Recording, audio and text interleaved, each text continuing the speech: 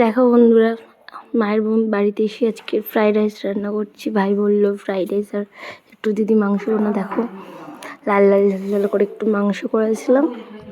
আর এই পাশের চিকেনটা আগে করে নিয়েছিলাম, আর এখন ফ্রাইড রাইস করছি। তার জন্য কাজু কিশমিশটা একটু ঘিয়ের মধ্যে ভাজা করছি। এরকম ভেজিসগুলো কাটা হয়েছে, মা কেটে দিয়েছিল, আর আমি রাইসটা স্টিম করছিলাম। এই যে ভাজা হয়ে গেছে, চিকেনটাও অলরেডি রেডি হয়ে গেছে।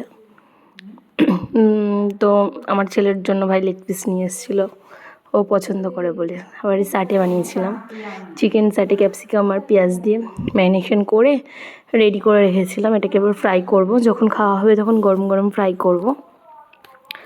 তো ম্যারিনেশন করে রেখেছি। যে ভাই আবার ব্লিঙ্কিট থেকে অর্ডার দিয়ে আইসক্রিম অর্ডার দিয়েছিল, দেখো সবাই মিলে খাবো বলে